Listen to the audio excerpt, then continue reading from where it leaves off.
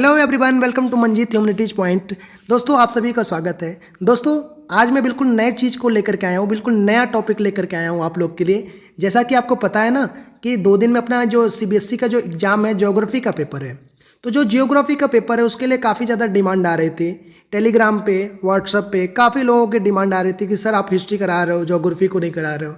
तो काफ़ी ज़्यादा आप लोग की जब डिमांड आई ना, तो मैं आज आप लोग के लिए एक बहुत ही स्पेशल चीज़ लेकर के आया हूँ। मैं आपके लिए ऑब्जेक्टिव का सेट लेकर के आया हूँ, और ये ऑब्जेक्टिव का सेट मैंने वही क्वेश्चन लेकर के आया हूँ जो काफ़ी ज़्यादा इंपॉर्टेंट है, बहुत ही ज़्यादा इंपॉर्टेंट है। मतलब ये 17 क्वेश्चन में से क्वेश्चन आने के चांसेस काफ़ी ज़्यादा है। एज इट इज़ आपको क्वेश्चन एग्जाम में देखने को मिलेंगे। तो यहाँ पर हम लोग को क्या करना है, ये सैम्पल पेपर को आपको सॉल्व करते हुए 17 क्वेश्चन कराऊंगा। जैसा कि आपको पता है कि ज्योग्राफी में 17 सैम्पल क्वेश्चन पेपर आता है ऑब्जेक्टिव का। तो यहाँ पर 17 क्वेश्चन को हम लोग को सॉल्व करना है, और सॉल्व करके आप लोग को जो जितना क्वेश्चन आप सॉल्व कर पाओ, चाहे सब 16 सॉल्व कर पाओ या 17 में 17 आपका सही हो जाए, 15 सही हो जाए, तो कमेंट में आप जरूर बताइएगा मुझे कि आपके कितने क्वेश्चन सॉल्व हुए। वीडियो को लाइक कर लीजिए, चैनल को अभी तक आपने सब्सक्राइब नहीं किया तो आप सब्सक्राइब कर लीजिए। नेक्स्ट आने वाली वीडियो आपको तुरंत प्रोवाइड हो जाएगी। तो चलते हैं, शुरू करते हैं। कमेंट में जरूर बताइएगा कि आपके कितने क्वेश्चन सही होते हैं। दोस्तों को शेयर करके उनके भी स्कोर देखिए कि कितने क्वेश्चन सही होते हैं। ठीक है, चलिए स्टार्ट करते हैं वीडियो को। तो सबसे पहला क्वेश्चन है हमारा ज्योग्राफी का, the demographic transition. Demographic transition को हम लोगों ने बहुत ही अच्छे से पढ़ा हुआ है। 4 स्टेज में होता है, प्री इंडस्ट्रीज, इंडस्ट्रियलिस्ट और आफ्टर इंडस्ट्रियलिस्ट एरिया। ठीक है, यहाँ पर एक समय में पॉपुलेशन ग्रोथ करती है, फिर डिक्रीज करने लगती है जैसे जैसे हेल्थ फैसिलिटीज आ जाती है। तो सबसे पहले बात करते हैं असर्शन की। जो असर्शन है हमारा, तो असर्शन हमारा बोलता है the demographic transition theory explain how population growth patterns change a society progress through different stage of economic development, transitioning from the high birth and death rate to lower ones। देखिए, high death rate से लेकर के lower पे जाता है। तो देखिए, demographic transition में क्या होता है, जैसे जैसे इंडस्ट्रियलाइजेशन, जैसे जैसे हेल्थ कंडीशन अच्छी होती जाती है, तैसे तैसे क्या होता है, लोगों की डेथ कम होने लगती है और बर्थ रेट होती है इंक्रीज होती है। तो एक टाइम पे ऐसा आता है कि बर्थ रेट तो इंक्रीज होती है, तो उस टाइम पे पॉपुलेशन ग्रोथ होता रहता है। लेकिन बिल्कुल सही लिखा है, जब पूरी तरीके से इंडस्ट्रियलाइजेशन हो जाता है, हेल्थ फैसिलिटी जाती है, तो लोग बच्चे कम पैदा करने लगते हैं। जैसे इंडिया में आज के टाइम पे हमारी पॉपुलेशन एकदम स्थिर होती जा रही है। ठीक है, तो पहला ऑप्शन तो हमारा पूरी तरह से सही है। ओके, इकोनॉमिक डेवलपमेंट, ये सब चीज़ें बिल्कुल सही। रीजन को पढ़ लेते हैं हम लोग। इन स्टेज टू की जो होती है वो अर्ली इंडस्ट्रियल स्टेज होती है। तो स्टेज 2 की बात कर रहा है, अर्ली इंडस्ट्रियल स्टेज की बात कर रहा है। Demographic transition theory, death rate decline while birth rate remain high. तो यहाँ पर देखिए, डेथ रेट तो डिक्लाइन हो जाएगा। क्यों डिक्लाइन हो जाएगा? क्योंकि अर्ली इंडस्ट्रियल स्टेज में कुछ हेल्थ फैसिलिटीज जो है मिलने लगती है, बेटर सैनिटेशन मिलने लगता है, इंप्रूव्ड न्यूट्रिशन मिलने लगता है, लोगों के पास पैसा जाता है तो लोग अच्छा खाना खाने लगते हैं।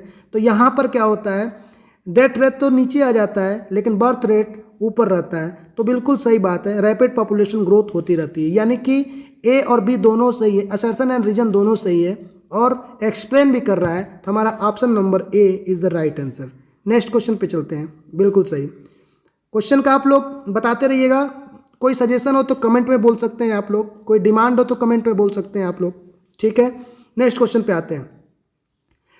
नेक्स्ट क्वेश्चन हमारा, अरे among the following various approaches to understanding human development, which one? Human development के बारे में बताता है। देखिए, सारी की सारी ह्यूमन डेवलपमेंट का एक पैरामीटर है, income approach, welfare approach, basic need approach, capability approach. तो human development, which one is the primarily focus on individual capabilities and opportunities to achieve wellbeing. अब देखिए, यहाँ पर कौन सा ऐसा पैरामीटर है जो फोकस करता है इंडिविजुअल कैपेबिलिटीज पे, मतलब इंडिविजुअल के कैपेबिलिटीज के फोकस करता है कि इंडिविजुअल को क्या चाहिए, कौन से रिसोर्सेज चाहिए, कौन से उसको अपॉर्चुनिटीज चाहिए। ठीक है, टू अचीव वेलबींग। अब इनके चारों में से आपको बताना होगा। आपको तो लग रहा होगा चारों में से चारों सही हो रहा है क्योंकि चारों के चारों मैच कर रहे हैं, नहीं, बिल्कुल नहीं। अब हम अगर बात करते हैं इनकम अप्रोच की, तो इनकम अप्रोच क्या बोलती है कि सिर्फ इनकम ही सफिशियंट है। ठीक है, इकोनॉमिक डेवलपमेंट ही मेन फैक्टर होता है, जिसमें इनकम ही आप लोगों को अगर बढ़ गया जाए, जीडीपी बढ़ जाए देश की, तो वेलबींग कर गया। लेकिन यहाँ पर क्रिटिसिज्म होता है, कई लोग ये बोलते हैं कि इनकम बढ़ने का मतलब ये थोड़ी ना कि स्टैंडर्ड लोगों का बढ़ गया। ठीक है, हो सकता है कि उनको प्रॉपर एजुकेशन ना मिला हो सकता है कि प्रॉपर उन्हें हेल्थ ना मिला हो। ठीक है, ह्यूमन डेवलपमेंट की तो गारंटी नहीं देता है ना। कई लोग बोलते हैं वेलफेयर अप्रोच होना चाहिए। वेलफेयर अप्रोच क्या होता है कि यहाँ पर गवर्नमेंट वेलफेयर पॉलिसी जो लेकर के आती है, जैसे free education, free health care, जैसे आज के समय में कई सारे state free education, free health care कर रहे हैं, तो उससे चीज़ों को वेलफेयर अप्रोच बोलते हैं। ठीक है, तो यहाँ पर इसका भी क्रिटिसिज्म होता है कि सारे लोग पूरी तरीके से गवर्नमेंट पे क्या हो जाते हैं, डिपेंडेंट हो जाते हैं, पूरी तरीके से डिपेंडेंट हो जाते हैं और यहाँ पर इकोनॉमिक ग्रोथ नहीं होती है। लेकिन हमारे क्वेश्चन में क्या पूछा हुआ है, इंडिविजुअल कैपेबिलिटी किस में ज़्यादा फोकस्ड होती है। तो कैपेबिलिटी अप्रोच में हमारे बेसिक जो हमारा कैपेबिलिटी जो हमारा है, कैपेबिलिटी अप्रोच जो है उसमें हमारा इंडिविजुअल की इन्हेंसमेंट होती है, अपॉर्चुनिटी मिलती है। तो बिल्कुल सही बात है, कैपेबिलिटी अप्रोच जो होती है तो वो ही इंडिविजुअल पे बात करते हैं। अब हम बात करें C option basic need approach की, तो बेसिक नीड अप्रोच में बेसिक नीड आपको दे दी जाती है, जैसे रोटी, कपड़ा, मकान, शिक्षा, स्वास्थ्य, हेल्थ केयर, ये सब चीज़ें आपको दे दी जाती हैं, बेसिक नीड आपको दे दी जाती हैं। तो जैसे हमारे जो पब्लिक डिस्ट्रीब्यूशन सिस्टम में आपको चीज़ें मिलती हैं या IRDP integrated rural development programme में मिलती हैं, तो ये मेनली बेसिक नीड अप्रोच होती है। लेकिन यहाँ पर क्वेश्चन में इंडिविजुअल कैपेबिलिटी की बात करें तो कैपेबिलिटी अप्रोच जो कैपेबिलिटी को इन्हेंस करता है वही सही ऑप्शन है। अब आप बताइएगा कि आपने सही पकड़ लिया था कि नहीं। थर्ड क्वेश्चन पे चलते हैं। थर्ड क्वेश्चन पे चलते हैं। Which of the mining involves extracting minerals from open pits and how does it differ from soft mining। अब इस क्वेश्चन की बात करें तो यहाँ पर ओपन पिट्स माइनिंग और सॉफ्ट माइनिंग में आपको डिफरेंसेस बताना है। ठीक है, इसमें डिफरेंट बताना है कि सॉफ्ट माइनिंग और ओपन माइनिंग में क्या अंतर है। तो कि ओपन पिट्स माइनिंग आप सबको पता है कि सीधे सीधे एक गड्ढा खोद दिया जाता है और गड्ढे से खोद करके उसमें से कोल, रिसोर्सेज, गोल्ड, ये सारी चीज़ें जो होती हैं वो निकाल लेते हैं लोग। तो ओपन माइनिंग जो होती है, ओपन माइनिंग में डायरेक्ट गड्ढा खोद देते हैं। तो सबसे बड़ी प्रॉब्लम है कि ओपन कास्ट माइनिंग काफ़ी ज़्यादा इन्वायरमेंट को हार्म पहुँचाती है। दूसरी तरफ ये देखिए जो सॉफ्ट माइनिंग होती है, सॉफ्ट माइनिंग में एक वर्टिकल ड्रिलिंग की जाती है, वर्टिकल ड्रिलिंग करके उसके अंदर जाया जाता है और उससे थोड़ा सा इन्वायरमेंट को लॉस कम होता है। लेकिन ये जो सॉफ्ट माइनिंग होती है ये काफ़ी नीचे जब रिसोर्सेज होता है, काफ़ी लोअर लेवल पे, उसके लिए होता है। और अगर ओपन पिट्स की बात की जाए तो 10 फीट, 15 फीट, 5 फीट, 7 फीट नीचे रिसोर्सेज है तो उसके लिए होता है। तो इसका ऑप्शन नंबर हमारा कौन सा सही होगा? सी ऑप्शन सही होगा। Open cast mining involve the removing mineral through surface. Surface पे अगर मिनरल है तो हमारा इसको रिमूव कर रहा है, लेकिन ये जो सॉफ्ट माइनिंग है वो डीपर के लिए होता है। ठीक है, क्लियर है। चलिए नेक्स्ट क्वेश्चन पे चलते हैं। नेक्स्ट क्वेश्चन पे which of the following statement is correct related to the secondary activities. हाँ दोस्तों, नेक्स्ट क्वेश्चन पे हम लोग आते हैं। Which of the following statement are correct related to the secondary activities in the economic. देखिए हम लोगों ने पढ़ रखा है ज्योग्राफी में primary activities, secondary activities, tertiary activities और एक तो फोर्थ एक्टिविटीज भी आ गया जिसको क्वार्टर एक्टिविटीज भी बोलते हैं। ठीक है, तो सबसे पहले प्राइमरी एक्टिविटीज में क्या आते हैं, जो एग्रीकल्चर के जो प्रोसेस होते हैं उसको एग्रीकल्चर वाले जितने भी वर्क होते हैं, फिशरीज होते हैं, उनको प्राइमरी बोलते हैं। लेकिन यहाँ पर क्वेश्चन में हमारे क्या पूछा हुआ है, सेकेंडरी एक्टिविटीज पूछा हुआ है। तो चलिए ऑप्शन को सॉल्व करते हैं। सेकेंडरी एक्टिविटीज में हम लोग को पता है कि मैन्युफैक्चरिंग होती है। जैसे आपने गेहूं को लिया और गेहूं से आपने पार्ले जी बना दिया, तो पार्ले जी की प्रोसेसिंग कहाँ हुआ, फैक्ट्री में हुआ। तो जहाँ पर फैक्ट्री इन्वॉल्व हो गई वो सेकेंडरी एक्टिविटीज में आ गया। ठीक है, तो चलिए सॉल्व करते हैं। तो secondary activities involve the manufacturing and the processing of raw material. अभी मैंने बताया कि मैन्युफैक्चरिंग करती है, गेहूँ लेती है, उससे पार्ले जी बनाती है, तो manufacturing and the processing of the raw material में यूज होता है और उसको फिनिश गुड बना करके देती है। तो बिल्कुल मेरा पहला ऑप्शन सही हो गया। ऐसे क्वेश्चन में आप एलिमिनेशन मेथड भी लगा सकते हैं कि जहाँ पर एक नहीं है उसको काट दीजिए। तो सी में हमारे एक नहीं है तो इसको काट के रख दीजिए, बाकी 3 बच गया हमारा। दूसरा है cottage industry utilise the large scale machinery. अब कॉटेज इंडस्ट्री क्या होता है, सपोज दैट हमारे जो कुम्हार भैया हैं जो पॉट बनाते हैं उनको बोलते हैं कॉटेज इंडस्ट्री। तो क्या ये लार्ज स्केल मशीनरी लगाते हैं क्या, बड़ी बड़ी कंपनियां लगा के बैठे हुए हैं क्या और मास प्रोडक्शन करते हैं? नहीं भैया जी, ये तो दिवाली के दिए बना के हमको दे देते हैं। तो हमारा ये ऑप्शन तो गलत हो गया, बिल्कुल दूसरा वाला। तो दूसरा वाला में अगर हम लोग गलत हो गया तो हम इसको भी कट कर देते हैं, इसको भी कट कर देते हैं, तो हमारा एक ही ऑप्शन बच जाता है ए। ठीक है, थर्ड ऑप्शन हम देख लेते हैं। High tech industry fall under the secondary activities due to their focus on advance manufacturing. अब हाईटेक हो चाहे लोटेक हो, अगर प्रोसेसिंग हो रही है और मैन्युफैक्चरिंग हो रही है तो समझ लीजिए वो सेकेंडरी में ही रहेगा। हाईटेक और लोटेक से क्वेश्चन कंफ्यूज करेगा, कंफ्यूज हम लोग को नहीं होना है। फोर्थ ऑप्शन है secondary activities are the typically associated with the high capital investment and significant labour input. हाँ, हाई कैपिटल इन्वेस्टमेंट तो लगेगा ही। रिलायंस की कंपनी, टाटा की कंपनी हमें बनानी है तो बिल्कुल लगेगा, हाई कैपिटल, बहुत ज़्यादा पैसा लगेगा। तो हमारा 1, 3, 4 सही है। ठीक है, नेक्स्ट क्वेश्चन पे चलते हैं। वीडियो लाइक नहीं किया तो लाइक कर लीजिए, चैनल को सब्सक्राइब नहीं किया तो सब्सक्राइब कर लीजिए। ठीक है, नेक्स्ट क्वेश्चन क्या कहता है, इसको सॉल्व करते हैं। Which of the following statement are correct related to tertiary and quarterly activities in the economy. अब देखिए फिर से टर्सरी और क्वार्टरली एक्टिविटीज का आ गया। ठीक है, तो टर्सरी मतलब थर्ड और क्वार्टरली मतलब फोर्थ। एकदम इजी सा है, आपको मैं पूरा इजी वे में समझा देता हूँ, कभी गलत नहीं होना है। तो देखते हैं, tertiary activities include services such as retail, transport and banking. हाँ बिल्कुल, देखिए जहाँ पर टर्सरी की बात आए समझ लीजिए सेवा करना है, सेवा करना। जैसे मैं एज ए टीचर हूँ तो सेवा कर रहा हूँ, तो इसमें रिटेल में, ट्रांसपोर्टर में, बैंकिंग में सब लोग क्या करते हैं, सेवा करते हैं। बिल्कुल, तो चलिए ये हम लोग मार देते हैं। सर्विसेज है तो सर्विसेज मतलब सेवा, तो पहला हम लोग सही मार दिए।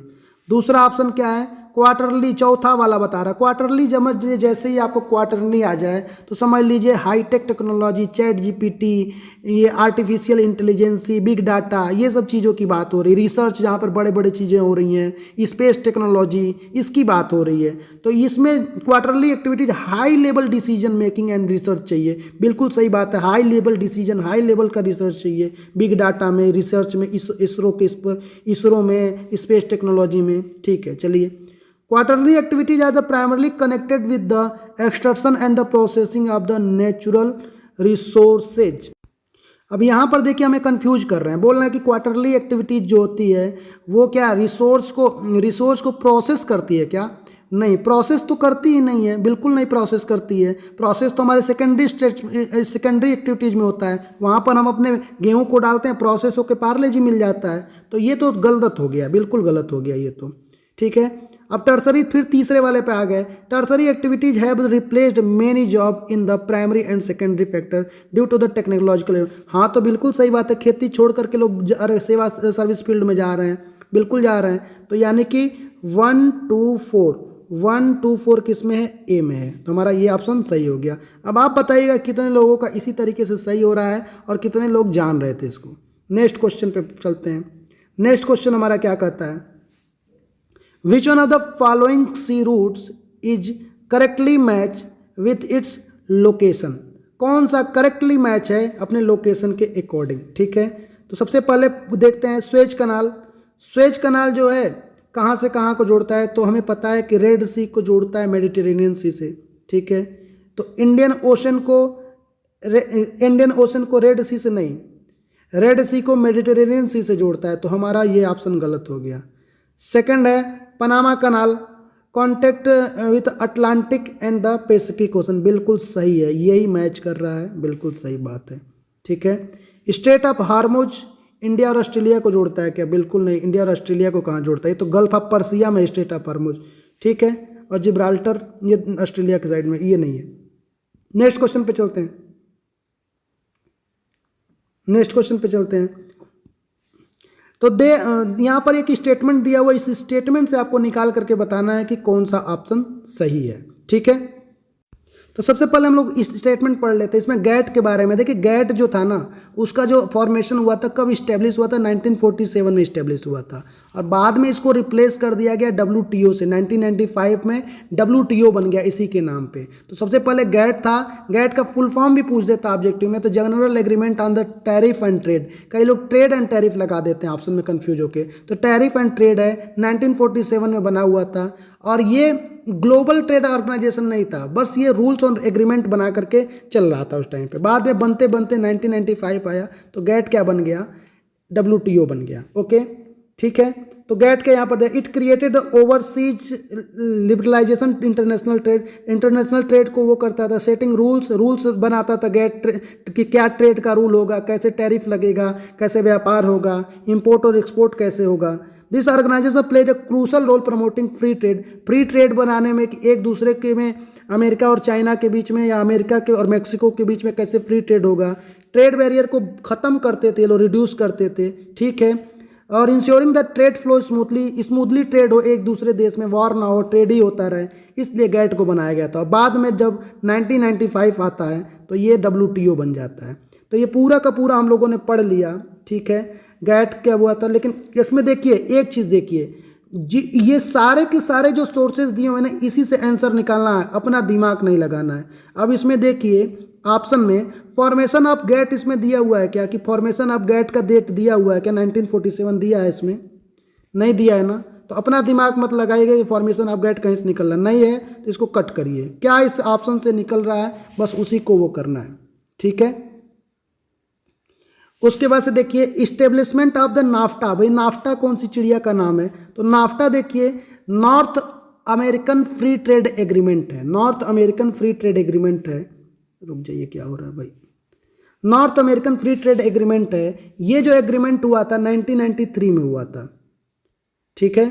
तो ये इसकी बात इसमें की गई है क्या, इस पूरे पूरे पैराग्राफ में? नहीं भैया जी, ये तो पूरा 1990 के टाइम के गैट जब WTO में बन रहा है उसकी बात की जा रही है। तो नाफ्टा जो है north American free trade agreement, जिसमें कनाडा, USA, मैक्सिको लोग फ्री ट्रेड का एग्रीमेंट कर लिए थे 1993 में, उसकी तो बात ही नहीं हो रही थी। ये दोनों कट गए अब हमारे। किसकी बात हो रही? WTO की। हम लोग उसी को खोजे कब आएगा।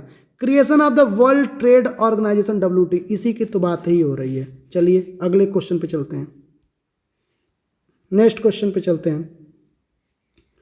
असर्शन और रीजन वाला क्वेश्चन आ गया हमारे पास। India's population distributed is highly uneven. India की पॉपुलेशन डिस्ट्रीब्यूशन हाईली अनइवन है क्या? हाँ बिल्कुल अनइवन है। बिहार में देखिए तो बहुत सारी पॉपुलेशन, बहुत ज़्यादा पॉपुलेशन। यूपी में देखिए खूब भर भर के पॉपुलेशन, दिल्ली में खूब भर भर के पॉपुलेशन। क्यों बिहार में और यूपी में पॉपुलेशन है? क्योंकि फर्टाइल लैंड है। फर्टाइल लैंड गंगा वैली, पहले लोग जहाँ पर पानी रहता था वहीं पर रहेंगे, तो गंगा वैली के किनारे लोग भर भर के रहे, तो पूरा पॉपुलेशन आज देखिए यूपी और बिहार में है। With a significant concentration of people in the northern and western plate compare to the arid mountain. अब अरीड माउंटेन राजस्थान के रेगिस्तान में जा करके कोई को बालू बेचना है क्या, कि वहाँ पर माउंटेन में रहेगा? तो इसलिए ये लोग वेस्टर्न प्लेन्स की अपेक्षा एलुवियल प्लेन पे, फर्टाइल लैंड पे, जहाँ पे सॉइल अच्छी हो, खेती हो जाए, वहीं पर बस गए लोग। तो बिल्कुल सही बात है, हमारा पहला असर्शन तो बिल्कुल सही है कि पॉपुलेशन का डिस्ट्रीब्यूशन हाईली अनइवन है इंडिया में। उसके बाद से रीजन बोल रहा है क्या? The uneven distribution is the primary due to the disparity in availability of water. बिल्कुल सही बात है, जहाँ पानी रहेगा वहीं लोग रहेंगे। जल बिन पूरा संसार ही शून्य है, तो फिर कैसे हो पाएगा? तो यानी असर्शन और रीजन दोनों मैच करके हम मार देंगे ए और बढ़ जाएंगे आगे। नेक्स्ट क्वेश्चन की हम लोग बात करते हैं।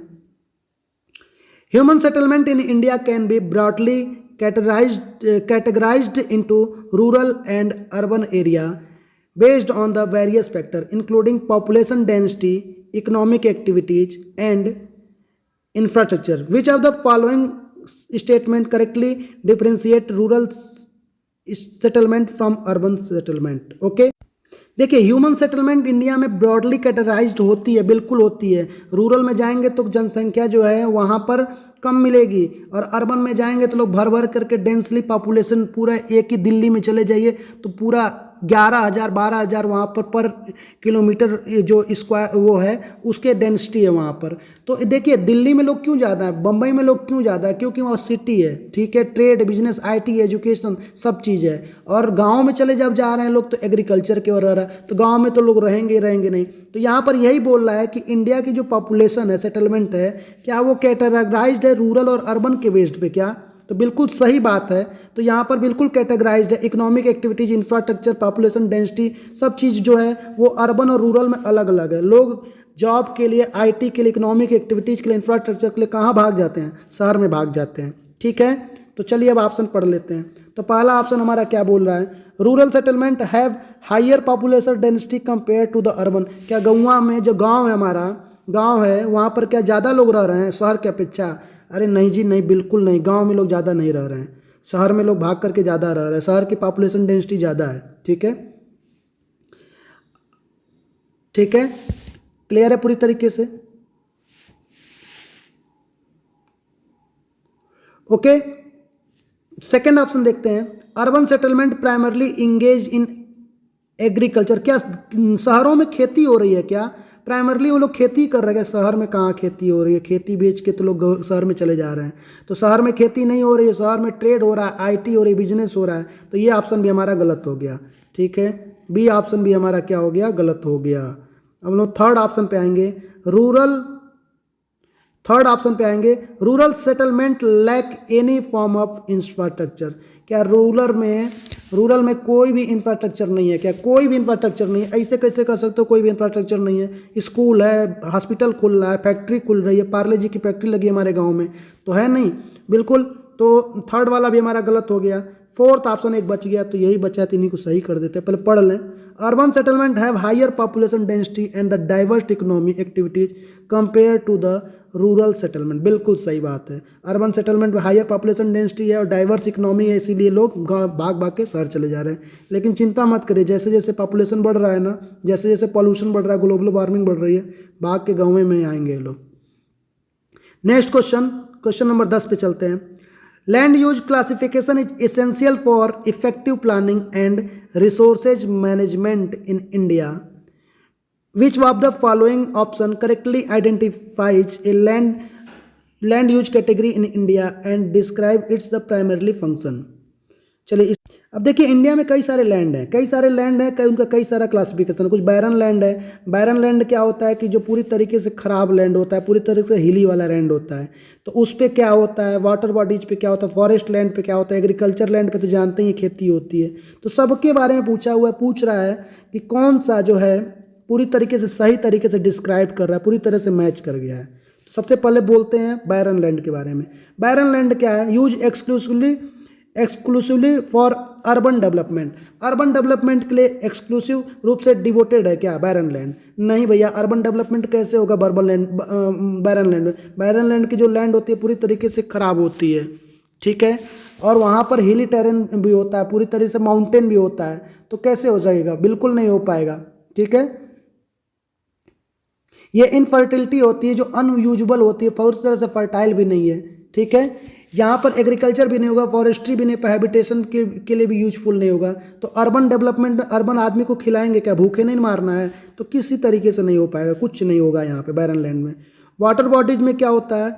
वाटर बॉडीज मतलब जो पानी के जो सोर्स हैं, use only for industrial purpose. कैसे? इंडस्ट्रियल पर्पज के लिए हम केवल पानी देंगे क्या? हमारे खेती करने वाले किसान कहाँ जाएंगे? तो बिल्कुल नहीं, गलत।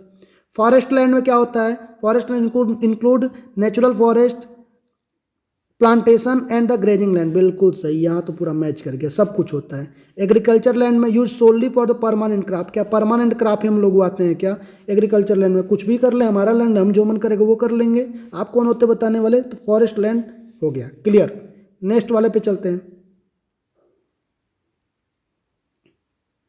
नेक्स्ट क्वेश्चन है, which of the following is a method to conserve water resource effectively. कौन सा ऐसा तरीका है जिससे आप वाटर को बहुत अच्छे तरीके से बचा लोगे? ये तो बच्चा जानता है। सबसे पहला ऑप्शन इन्होंने दे रखा है, इंक्रीजिंग ग्राउंड वाटर एक्सट्रैक्शन। क्या ग्राउंड वाटर को पूरा खींच के निकाल दीजिए तब हमारा बढ़ जाएगा क्या पानी? नहीं भैया, बिल्कुल नहीं बढ़ेगा। पॉल्यूटिंग द वाटर बॉडी, पूरे वाटर को पॉल्यूट कर दीजिए तब हो जाएगा क्या वाटर हमारा बच जाएगा, कंजर्व हो जाएगा? बिल्कुल नहीं, ये भी नहीं करिएगा मत कभी। Implementing the rain water harvesting technique. Rain water technique जो है, रेन वाटर हार्वेस्टिंग मतलब जो रेन वाटर आता है उसको बचा लीजिए, पानी को बर्बाद मत होने दीजिए, बारिश के पानी को। क्या उसको करेंगे तो वाटर कंजर्व होगा? बिल्कुल, इससे तो बहुत ज़्यादा वाटर बच जाएगा। ये करना चाहिए, बिल्कुल करना चाहिए गवर्नमेंट को भी, ठीक है। चलते हैं नेक्स्ट क्वेश्चन पे। विच ऑफ द, अपना देखिए वीडियो को लाइक करते रहिए, चैनल को सब्सक्राइब करते रहिए, ठीक है, और अपना स्कोर जरूर बता करके जाइएगा कितना स्कोर आपने गेन किया है, ठीक है। चलिए नेक्स्ट क्वेश्चन पे चलते हैं। Which of the following statement are correct regarding India's mineral resources. India का जो मिनरल्स है, लोहा, टीना, जितनी भी है, कॉपर, मिनरल्स, एल्युमिनियम, कोयला, जो भी रिसोर्सेज इंडिया के, ठीक है, इसके बारे में क्वेश्चन है। तो आयरन और is a ferrous mineral used in the production of steel. क्या स्टील बनाने में आयरन का यूज होता है क्या? बिल्कुल होता है। स्टील में आयरन नहीं पड़ेगा तो कैसे वो काम चलेगा, ठीक है। तो स्टील में बिल्कुल आयरन पड़ता है, ओके। तो चलती है, पहला वाला हमारा ऑप्शन हो गया जो पूरी तरीके से क्या हो गया, सही हो गया, ठीक है। दूसरा ऑप्शन है, non metallic minerals like limestone, gypsum are used in construction and manufacturing. हाँ बिल्कुल, लाइम स्टोन जिप्सम मतलब जो सीमेंट होता है, तो सीमेंट का यूज होता है ये कंस्ट्रक्शन में, घर बनाने में, मैन्युफैक्चरिंग में। मेरे लाइम स्टोन जिप्सम बिल्कुल सही बात है, ठीक है, दोनों हमारा सही हो गया। तो 1 और 2 किस में है, दोनों के दोनों, तो ए में भी है और सी में भी है, ठीक है। तो अब देखते हैं तीसरा पढ़ते हैं। Coal is classified as a non metallic mineral. No no no no, coal जो है नॉन मेटेलिक मिनरल नहीं है। कोल जो है वो फॉसिल फ्यूल का मिनरल है, ठीक है। तो फॉसिल फ्यूल का मिनरल है, तो ये हमारा ऑप्शन जो है वो पूरी तरीके से क्या हो जाएगा, गलत हो जाएगा। तो थर्ड को हम लोग गलत मान देंगे, तो हमारा ए ऑप्शन सही हो जाएगा। बॉक्साइट तो एल्युमिनियम में होता है, तुम्हारे 10th वाले साइंस वाले टीचर चिल्ला चिल्ला के बताते थे, ठीक। चलिए नेक्स्ट क्वेश्चन पे चलते हैं। Arrange the following planning initiative in India in chronological order. Chronological order में इसको लगा देना है, ठीक है।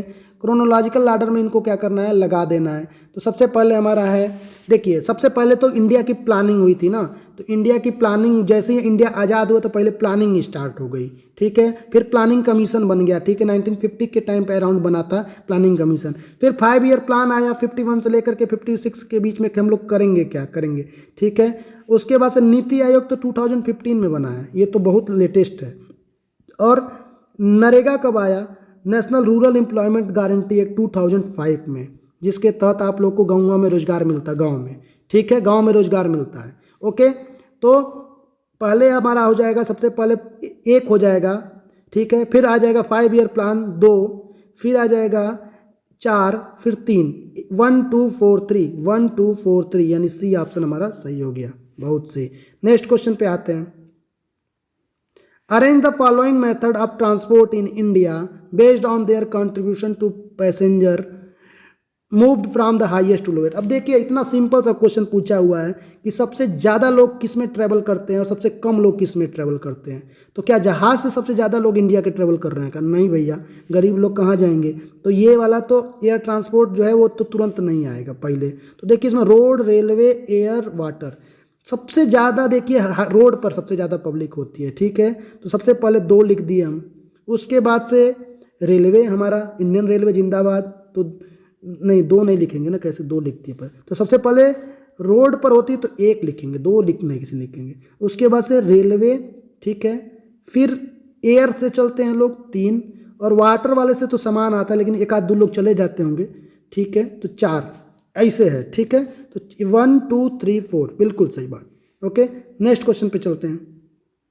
अब यहाँ पर देखिए एक मैप दिया हुआ है, और ये मैप जो दिया हुआ है ये कौन से रीजन का है, भारमोरा रीजन, भारमौर ट्राइबल रीजन जो है हमारे हिमाचल। देखिए जो क्वेश्चन है वो भारमौर ट्राइबल रीजन जो हमारे एनसीईआरटी में फिगर दिया हुआ है, जो हमारा है भारमौर ट्राइबल रीजन जो है, ठीक है। तो ये जो भारमौर ट्राइबल रीजन है चंबा डिस्ट्रिक्ट में है, चंबा डिस्ट्रिक्ट में है, आपको पता ही है। हिमाचल प्रदेश में ये पूरा भारमौर रीजन बना हुआ है, ट्राइबल के लिए बना हुआ है, ट्राइबल के लिए बना हुआ है। तो हमारे जो कॉन्स्टिट्यूशन में शेड्यूल 5 और शेड्यूल 6 है उसमें भी है। मेनली यहाँ पर जो ट्राइबल रहते हैं गद्दी ट्राइब, उसके लिए भी ये पूरा जाना जाता है। और यहाँ पर जब ट्राइबल एरिया है तो आपको पता है कि माउंटेन में और रिमोट एरिया में है, तो यहाँ पर infrastructure road, railway, school, hospital कम ही होगा। तो अब इसी पर क्वेश्चन हम लोग का पूछा हुआ है, इसी पर हम लोग क्वेश्चन क्या करते हैं, सॉल्व कर लेते हैं, ठीक है। अब इसी पर हम लोग क्वेश्चन सॉल्व कर लेते हैं। पहला वाला क्वेश्चन ले लेते हैं। Which region is the Bharmour still lack of sufficient infrastructure, okay. तो सबसे पहले कौन से रीजन में हमारा जो इंफ्रास्ट्रक्चर है वो लैक कर रहा है। मतलब यहाँ पर हम लोग पूरी तरीके से एनसीईआरटी पढ़े थे तो हम लोग को पता था कि पहले ऑप्शन को देखें तो होली एंड द खानी एरियाज, होली एंड द खानी एरियाज में इंफ्रास्ट्रक्चर जो है वो डेवलप हो रहा है, क्योंकि हम लोगों ने पढ़ा है एनसीईआरटी पूरी तरह से डेवलप हो रहा है, ठीक है। लैक कहाँ पे कर रहा है, टुंडा एंड कुगुती में तो बिल्कुल नहीं है। तो ये वाला हमारा ऑप्शन है वो सही हो जाएगा, टुंडा एंड कुगुती में बिल्कुल नहीं है, ओके। सेकंड क्वेश्चन पे हम लोग चलते हैं, ठीक है। अब हमारा वीडियो कंप्लीट होने वाला है। When was the Bharmour tribal area notified as a tribal area. Bharmour tribal area को कब ट्राइबल एरिया बोला गया? तो 1975 में, ठीक है। इसको शेड्यूल ट्राइब एरिया उसको बोली थी गवर्नमेंट, और आर्टिकल 5 आर्टिकल 6 जो कॉन्स्टिट्यूशन में होता है उसमें डाल दिया था, ठीक है। और इसमें ट्राइबल डेवलपमेंट प्रोजेक्ट स्टार्ट करती है ताकि यहाँ पर भी इम्प्लीमेंटेशन हो सके। हेल्थ पे काम करी, एजुकेशन पे काम करी, कनेक्टिविटी इंप्रूव कर रही है गवर्नमेंट, इसीलिए इसको ट्राइबल एरिया बोल करके अब यहाँ पर डेवलपमेंट लेकर के आ रही है। तो हमारा ऑप्शन कौन हो जाएगा? सी, ठीक है। नेक्स्ट क्वेश्चन पे चलते हैं। Based on the map Bharmour region identify the river mention in the case study. कौन कौन सी रिवर यहाँ से फ्लो करती है? तो रावी तो फ्लो करेगी करेगी, हिमाचल प्रदेश की बात हो रही है तो रावी ना हो, बिल्कुल करेगी। यमुना रिवर तो दिल्ली की रिवर है, मथुरा की रिवर है, इसको काट दीजिए। रिवर बूढ़ी बिल्कुल, तो ए और सी दोनों यहाँ पर हमारा ठीक है। अब हमारा 17 क्वेश्चन जो एक सैम्पल पेपर का है, बेस्ट सैम्पल पेपर लेकर के आया हूँ। यहाँ से क्वेश्चन बहुत ज़्यादा आएंगे, कई सारे सैम्पल पेपर को मैंने मर्ज करके एक सैम्पल पेपर बनाया हुआ है, उसका क्वेश्चन है आपके पास। तो 17 में से कितने क्वेश्चन आपको आते थे कमेंट में बताइएगा। वीडियो अगर अच्छा लगा हो तो लाइक कर लीजिएगा, चैनल को सब्सक्राइब कर लीजिएगा, दोस्तों को भी शेयर कर लीजिए। ठीक है, अगले वीडियो में मिलते हैं। कल मैपिंग वाला एक वीडियो डालेंगे जिसमें आपको मैपिंग की चीज़ें सारी चीज़ें क्लियर हो जाएं। ठीक है, चलिए बने रहिए चैनल के साथ। आपको लोग के प्यार के लिए धन्यवाद। कोई सजेशन हो तो कमेंट में दीजिए। ठीक है, थैंक यू सो मच।